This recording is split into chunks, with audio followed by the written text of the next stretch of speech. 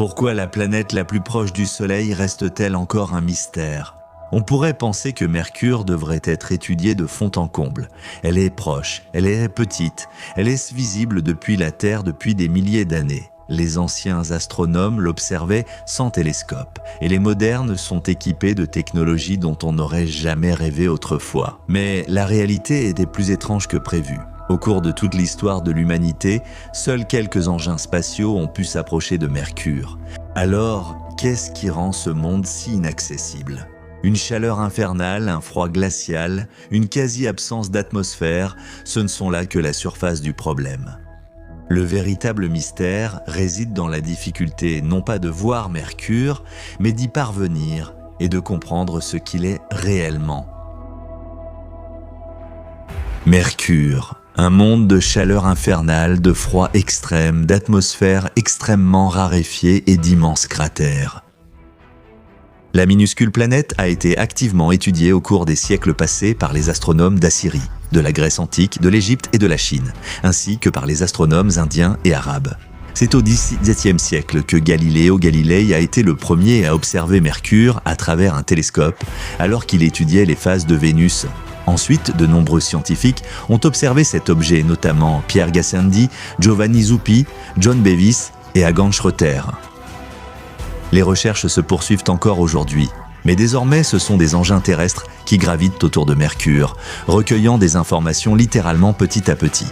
Et pourtant, à ce jour, c'est la planète la moins étudiée du système solaire. Essayons de comprendre pourquoi. Hubble.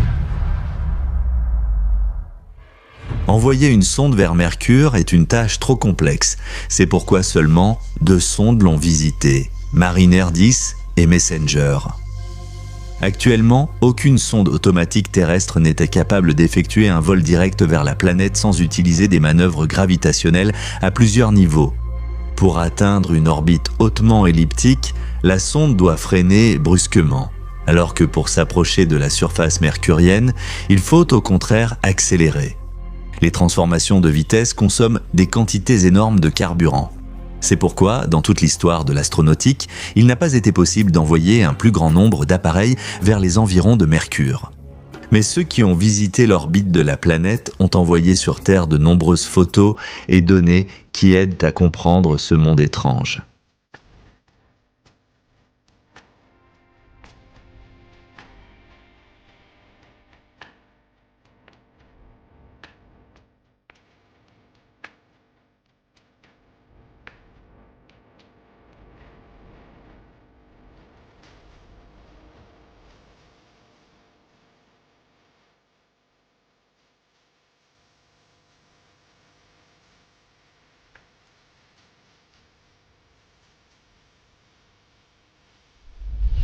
Mariner 10 s'est rendu sur Mercure en 1973. Il est intéressant de noter qu'il s'agit du dernier appareil de cette série, les autres ayant été renommés en Voyager. Pour la première fois, une petite sonde de 500 kg équipée de panneaux solaires a survolé la planète naine en mars 1974. L'approche maximale de Mercure était d'environ 320 km. Au total, l'appareil a effectué 3 orbites autour de l'astre malgré un séjour aussi bref et la sonde a transmis de nombreuses images vers la Terre. Grâce à elle, une carte de 40% de la surface de la planète a été réalisée. L'humanité a découvert le cratère Bocas de 135 km avec une haute flèche à l'intérieur, a observé une région géologique chaotique d'origine inconnue, considérée comme une conséquence de l'activité sismique, ainsi qu'un étonnant cratère à l'intérieur d'un autre cratère. Hesiodea plus Discovery.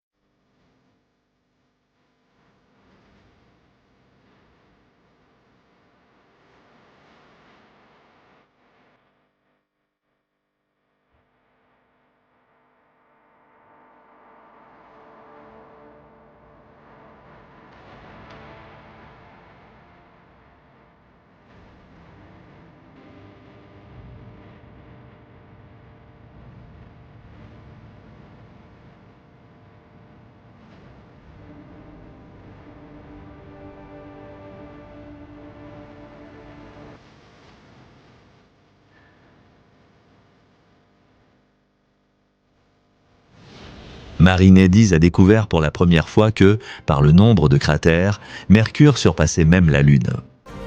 En plus des profondes cicatrices causées par les astéroïdes, la planète est couverte de falaises de 2 km de hauteur. La sonde a révélé l'absence quasi totale d'atmosphère, représentée seulement par une légère brume d'hélium. Les relevés de température mercurien transmis sur Terre par l'appareil du XXe siècle diffèrent considérablement des données actuelles. À l'époque, l'amplitude allait de plus 180 degrés Celsius le jour à moins 183 degrés la nuit. Les informations actuelles indiquent que la journée sur Mercure est marquée par une chaleur incroyable, atteignant jusqu'à 500 degrés Celsius, tandis que la nuit, le froid descend jusqu'à moins 190 degrés. Cela signifie que sur cette minuscule planète, on observe les variations de température les plus importantes de tout le système solaire. Le prochain fut la sonde Messenger envoyée par la NASA en 2004. L'appareil a atteint sa cible en mars 2011 et il était équipé de manière bien plus sérieuse que son prédécesseur. Les concepteurs ont tenté de protéger la sonde contre l'activité solaire 11 fois plus que sur l'orbite terrestre. L'appareil d'une tonne a été enveloppé d'un matériau d'isolation thermique multicouche et protégé par un écran solaire. Un système spécial de collecteur a été utilisé pour évacuer l'excès de chaleur.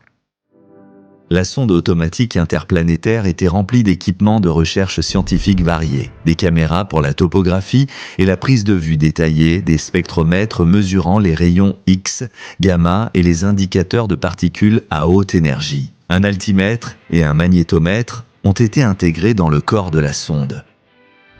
Un soir de janvier 2008, après des manœuvres épuisantes et plusieurs orbites, la sonde Messager a survolé Mercure pour la première fois, mais ce n'est que le 18 mars 2011. En raison des difficultés mentionnées ci-dessus, la sonde automatique interplanétaire est entrée sur une orbite hautement elliptique, ce qui a nécessité 6,5 ans. C'est étonnant, mais les appareils envoyés vers Pluton n'ont mis que 3 ans pour y arriver. La mission de la sonde est de rester près de la surface de la planète pendant 2 jours mercuriens. Cela signifie que Messenger doit orbiter autour de l'astre pendant une année terrestre. Lors du premier survol en 2008, l'appareil a envoyé sur Terre des images précieuses. Pour la première fois, une face inédite de la planète a été photographiée.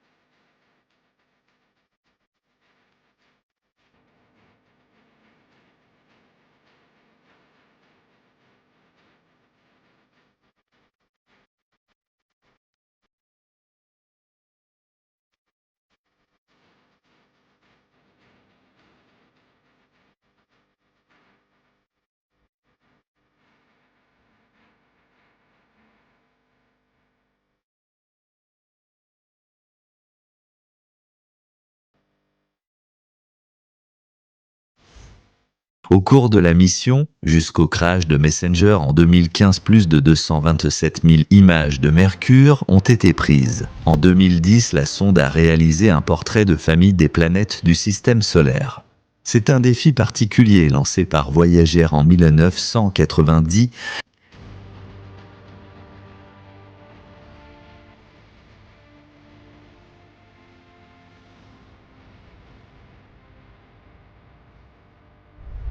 Messenger a également enregistré le plus grand cratère mercurien d'un diamètre de 1550 km et âgé de 3,9 milliards d'années, la plaine de la chaleur.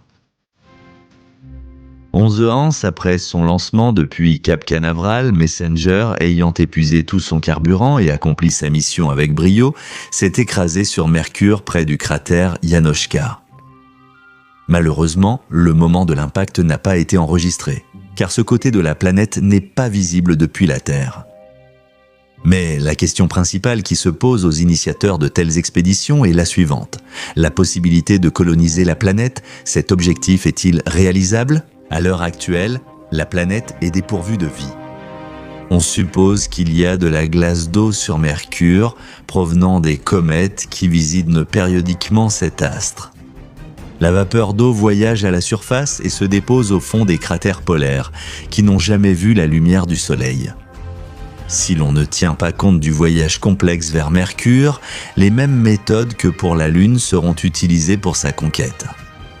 La présence de ressources précieuses et d'importantes réserves d'énergie solaire, une gravité significative et un noyau volumineux font de la planète un avant-poste potentiel pour les terriens du futur, au moins au niveau des stations orbitales. Lorsque l'homme a seulement commencé son parcours de vie sur la planète Terre, il est difficile d'imaginer ce qu'il ressentait. Ce monde s'est révélé riche en nourriture, sans laquelle il est impossible de survivre longtemps, mais en même temps, il n'oublie pas de réserver des surprises sous forme de dangers imprévisibles. Depuis des temps anciens, nous avons observé et nous sommes adaptés à la vie ici. Le jour, une petite sphère jaune dans le ciel nous réchauffait, et la nuit, un autre astre éclairait notre chemin. Il semblait que tout cela avait été créé spécialement pour nous par quelqu'un. Mais avec le temps, l'homme a commencé à explorer de plus en plus profondément sa place dans ce monde, son horizon s'est élargi au-delà de la Terre et même du système solaire. C'est alors que nous avons compris que nous n'étions pas du tout le centre de l'univers. Il n'y a pas si longtemps, nous avons découvert à quel point l'univers est immense et ancien. Il est devenu évident que notre planète n'est qu'un grain de sable parmi d'innombrables mondes tournant autour de leur soleil dans d'autres galaxies. La Voie lactée n'est qu'une des galaxies du groupe local qui fait partie du superamas galactique de la Vierge, comprenant plus de 30 000 galaxies. Il existe aussi des milliers de ces superamas, rien que dans la partie observable de l'univers. Malheureusement, nous ne connaissons pas la taille exacte de l'univers, mais même ce que nous avons eu la chance de découvrir est difficile à concevoir. Et le cerveau humain n'est tout simplement pas encore capable d'appréhender pleinement de telles dimensions. Et un autre fait étonnant est que nous n'existerions tout simplement pas si les étoiles n'explosaient pas et ne dispersaient pas dans l'espace les briques nécessaires à l'apparition de la vie. Mais ce qui nous inquiète, ce n'est pas tant la taille de l'univers que le temps qui nous est imparti pour l'étudier. La question la plus intrigante est « Combien de temps me reste-t-il à vivre ?» Réfléchissez-y. Même si vous avez la chance de vivre 100 ans sur cette terre, vous n'aurez que 5200 semaines à votre disposition. Si vous avez déjà 25 ans, il ne vous reste plus que 3900 semaines.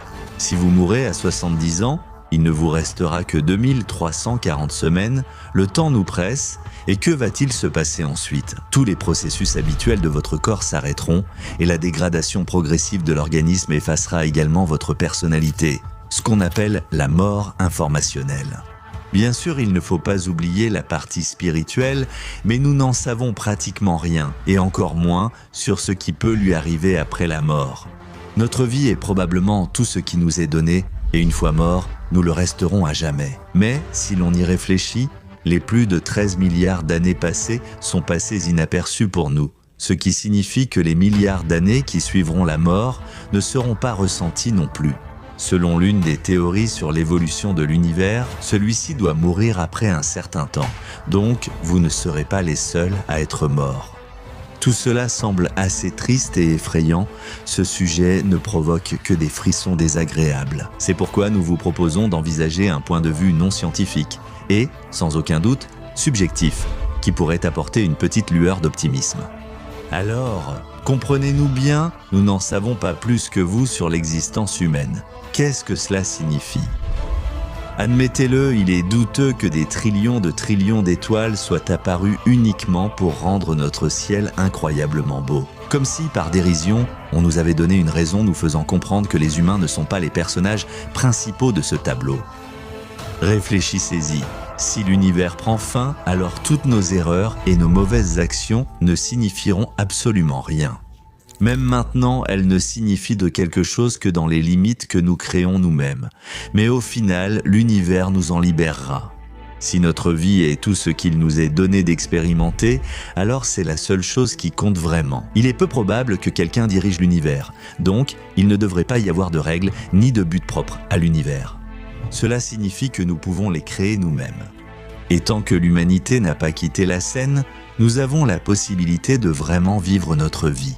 N'oubliez pas d'apprécier chaque seconde, d'explorer le monde qui vous entoure et vous-même, de profiter de l'art, de la communication, de la bonne nourriture et de la magnifique nature de notre planète. Il ne faut pas se sentir séparé de l'univers, car nous en sommes une partie intégrante qui, en plus, est capable de le comprendre ainsi que bien d'autres choses, qui peut raisonner et faire des découvertes incroyables qui changent la vie.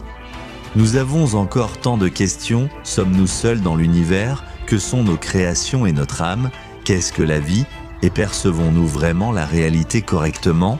Nous sommes capables de trouver des réponses. Notre aspiration et notre curiosité nous y aideront. Après tout, il y a d'autres mondes que nous rêvons de visiter. C'est notre seule chance et nous devons en profiter pleinement. En janvier 2005, pour la première fois dans l'histoire, l'humanité a réussi à poser en douceur une sonde spatiale dans le système solaire externe.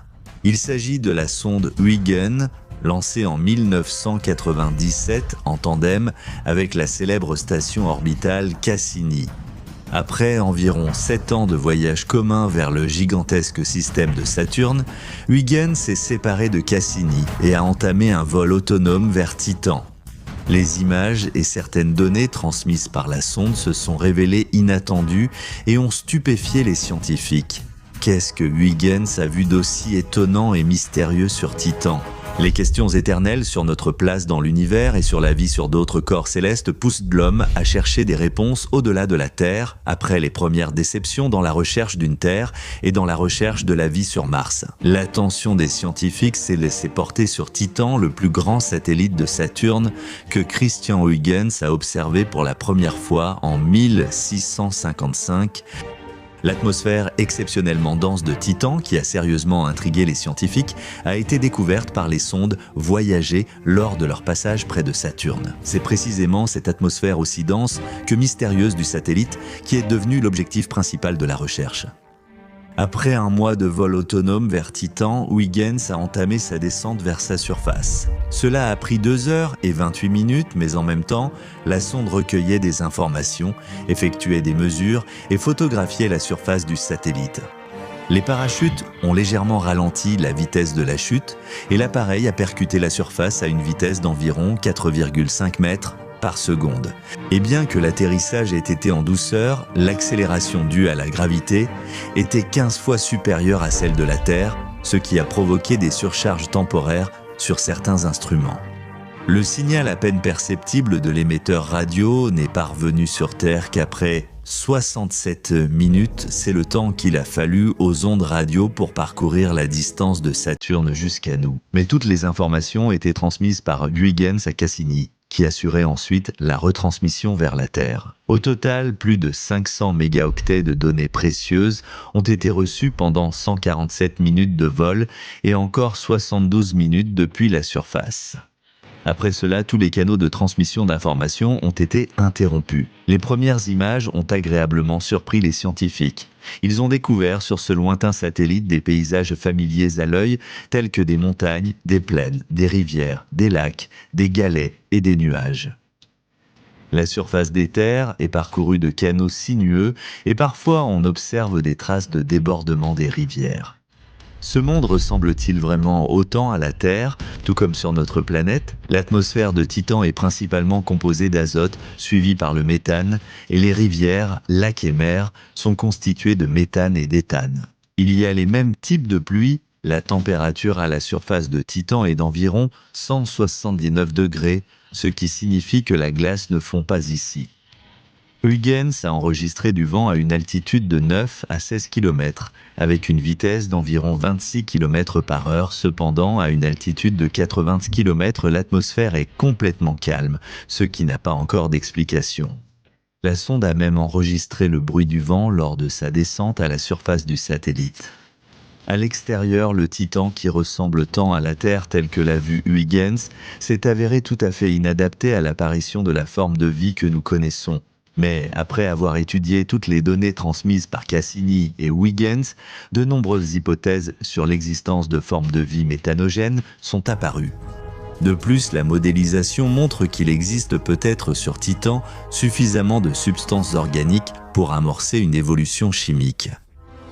Les recherches sur Titan se poursuivent et la question de l'existence de la vie là-bas reste ouverte pour l'instant. Espérons que nous serons témoins de nouvelles découvertes liées à ce satellite inhabituel. Des choses étranges se produisent à plusieurs reprises sans lesquelles nous ne pouvons pas imaginer le ciel nocturne. Quel astre influence directement de nombreux processus qui se produisent sur notre planète? Quels sont les états titans qui se disputent la primauté dans l'exploration de la surface et des profondeurs de cet objet? Bien sûr, vous avez deviné qu'il s'agit de la Lune. La présence de ce satellite, tout comme son absence éventuelle dans notre ciel, a ou pourrait avoir un impact global sur l'activité vitale de l'humanité. C'est pourquoi l'étude détaillée de l'objet le plus proche de nous revêt une importance primordiale pour des géants comme les États-Unis et la Chine. Ici, on retrouve l'éternelle lutte pour la suprématie et les ressources, deux fléaux qui poursuivent de l'humanité depuis toujours sur Terre. Mais qui va gagner cette course spatiale ? Disons-le tout de suite, pour l'instant, la Chine est en tête, tandis que la NASA, avec son programme Artemis, traîne tristement à l'arrière-garde. Alors, la Lune, comment s'est-elle formée exactement et quand est-elle devenue notre voisine ? Il existe trois principales hypothèses sur l'apparition du satellite dans notre ciel. La première affirme que la Lune et la Terre se sont formées à partir du même nuage protoplanétaire. La deuxième soutient que la Terre, en tant qu'objet plus massif, a un jour capturé la Lune grâce à sa gravité et l'a forcée à tourner autour d'elle. Mais l'hypothèse la plus populaire, confirmée par les analyses des échantillons de sol et d'autres recherches, est celle de la collision géante ou méga-impact. Il s'agit d'une ancienne collision de la Terre avec un objet de taille similaire, comparable à Mars. À la suite de cet événement catastrophique, la Lune s'est formée à partir des débris. Quelles sont les nouvelles découvertes scientifiques apparues récemment et qui ont partiellement confirmé la dernière théorie ? Elles sont liées aux activités des sondes automatiques chinoises Chang'e. Les missions qui leur ont été confiées consistent à étudier la surface et l'intérieur de la Lune, car ce projet fait partie du programme lunaire global de la Chine. Chang'e 3 a livré le rover lunaire Yutu sur la Lune, et Chang'e 4 a permis l'atterrissage du rover lunaire Yutu 2 sur la surface du satellite. Chang'e 5 a rapporté sur Terre des échantillons de sol lunaire en 2020 pour la première fois depuis 1976. Et voilà que Chang'e 6 à l'été 2024 a accompli quelque chose d'inédit. Il a prélevé du sol sur la face cachée de la Lune. En fait, cette mission a connu de nombreux événements exclusifs. Par exemple, Yutu 2 a, pour la première fois dans l'histoire de l'astronautique, pris une photo de la face cachée de notre satellite à courte distance. Comme il est impossible de transmettre directement des données vers la Terre depuis cet hémisphère, puisque la Lune est en rotation synchrone et nous présente toujours la même face, la Chine s'est occupée de résoudre ce problème à l'avance. Déjà, en 2018, un satellite relais artificiel nommé Kekiao a été placé au point de Lagrange entre la Terre et la Lune. C'est lui qui joue avec succès le rôle d'intermédiaire et transmet des informations précieuses au centre chinois de contrôle des vols des sondes spatiales. D'ailleurs, le rover lunaire Yutu 2, même en mode veille, a dû endurer les températures extrêmes de la nuit lunaire, lorsque les instruments indiquaient environ moins 190 degrés Celsius. L'appareil se trouve toujours sur la face cachée de la Lune et s'y déplace extrêmement lentement, littéralement à tâtons. En explorant la surface de notre satellite, la vitesse d'une tortue s'explique par les caractéristiques du sol qui diffèrent de celles du côté visible du satellite.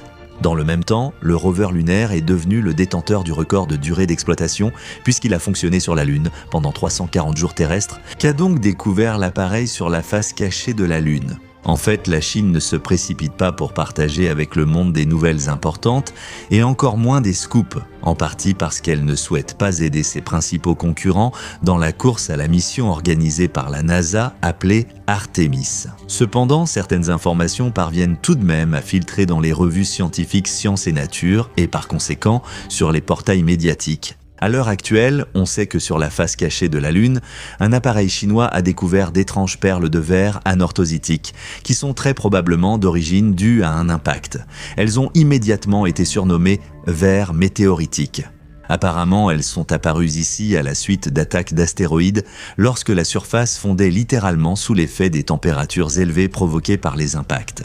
Youtudeuse a aussi trouvé de l'olivine et de l'orthopyroxène issus sans doute du manteau lunaire et remontés en surface.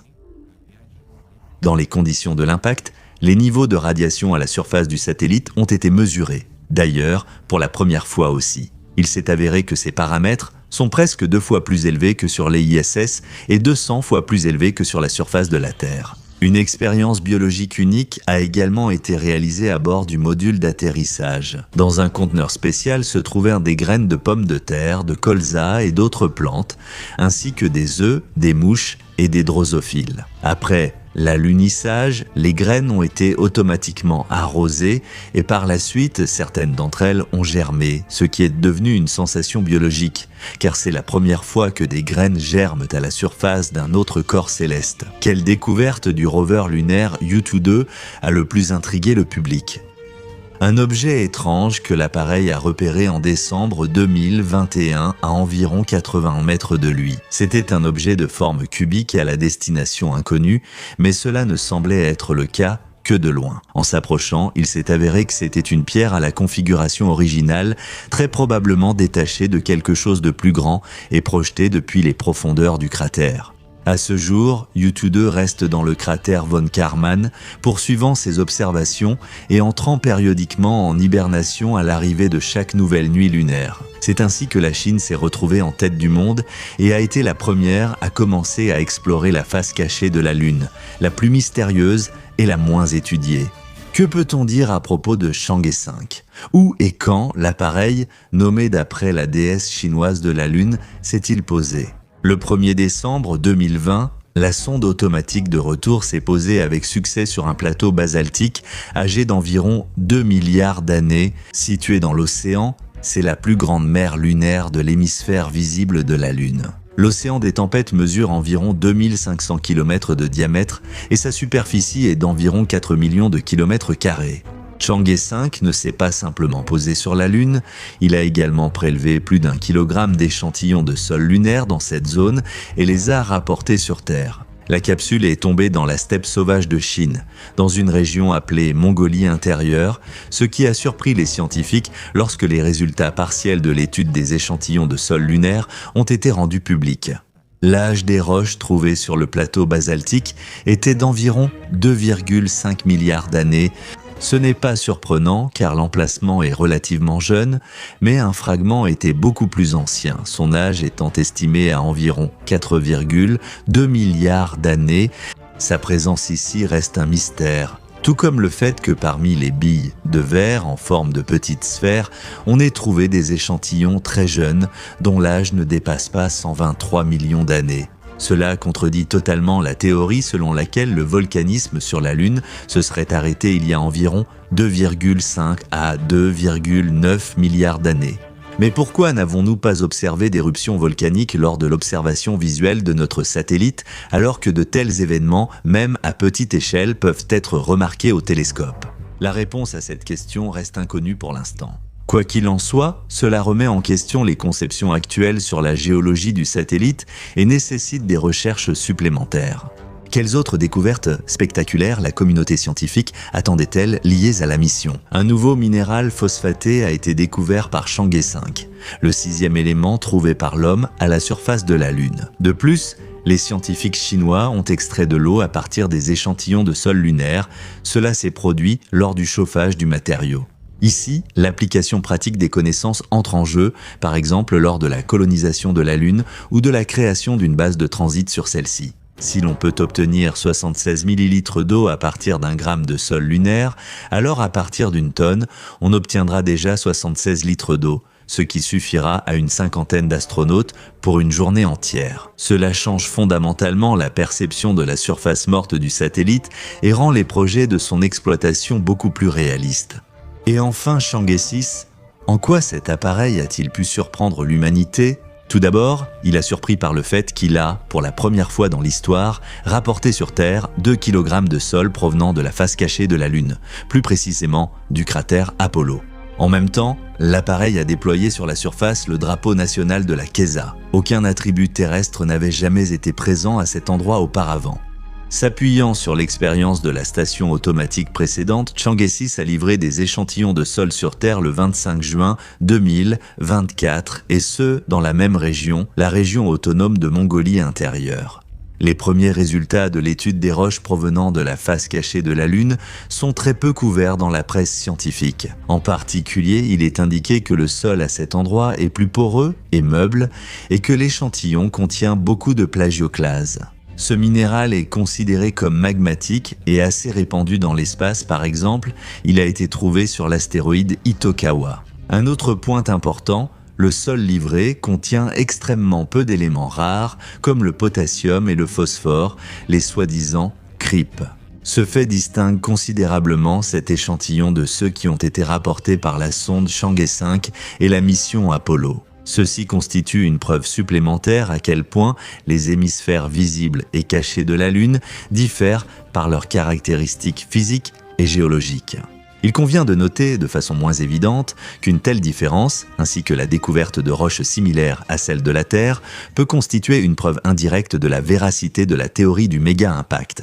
Mais qu'en est-il des principaux concurrents, l'Amérique dans la course spatiale chinoise? Malheureusement, le programme Artemis n'a pas autant de succès que celui de ses collègues chinois. Ce programme de recherche a été lancé en 2017 par le politicien controversé Donald Trump. Pour l'instant, seule une partie de la mission Artemis 1 a été menée à bien. Le vaisseau sans pilote Orion, lancé en 2022 depuis le Cap Kennedy, est resté 25 jours dans l'espace et a voyagé 3 jours dans la direction opposée, par rapport à la rotation de la Lune, ce que l'on appelle une orbite rétrograde. Mais Artemis 2 et les étapes suivantes de cette mission sont très incertaines.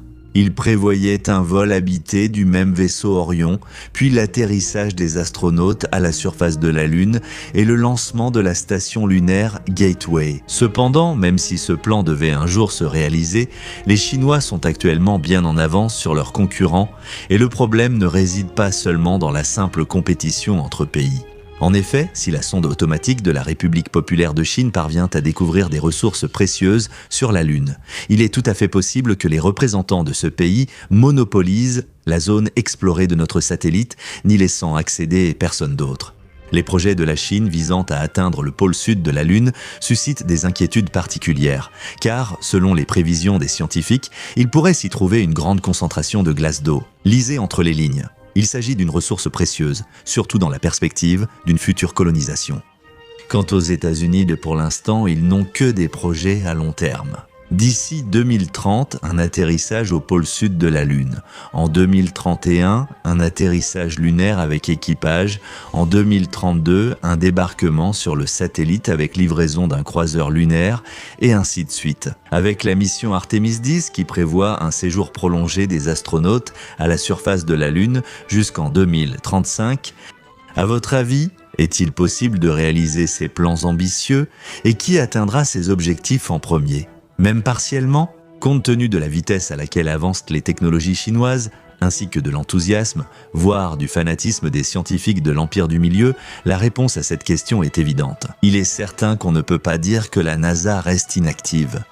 Des gilets anti-radiation sont en cours de développement ainsi que des lanceurs pour CubeSats, des nanosatellites artificiels terrestres et des types innovants de combinaisons lunaires. Si l'on résume les résultats intermédiaires de la course à l'espace, les États-Unis et la Chine ont actuellement un objectif commun, être les premiers à atteindre le pôle sud de la Lune. Ce qui le rend remarquable, c'est d'abord la présence de glace d'eau, et ensuite, il semblerait qu'il existe là-bas des cratères d'obscurité éternelle, sortes de pièges où la matière se trouve au premier stade de la formation du système solaire. Troisièmement, un point important pour les futures missions concerne les pics hypothétiques de lumière éternelle, des points à la surface de la Lune qui permettent de recharger en continu les équipements grâce à l'énergie solaire, même pendant la nuit lunaire, car ils ne passent jamais dans l'ombre. La conquête de la Lune et la primauté dans ce domaine, compte tenu de l'ampleur des acteurs impliqués dans cette course, auront-elles une influence sur l'équilibre des forces et la géopolitique mondiale ? Partagez vos avis dans les commentaires. Eh bien, terrien, ce n'est pas la fin de la vidéo. D'autres épisodes très intéressants et tout simplement spectaculaires nous attendent. Mais pour que je puisse continuer à vous ravir avec tous les personnages des vastes étendues de l'univers, j'ai besoin de vos retours. Vous pouvez l'exprimer très simplement. Il suffit de mettre un like électronique sous cette vidéo, car nous n'avons tout simplement pas d'autre type de like. Et continuez la phrase « Je sais ». Ainsi, vous ferez comprendre que nous allons dans la bonne direction. Ne changez pas de chaîne, à bientôt.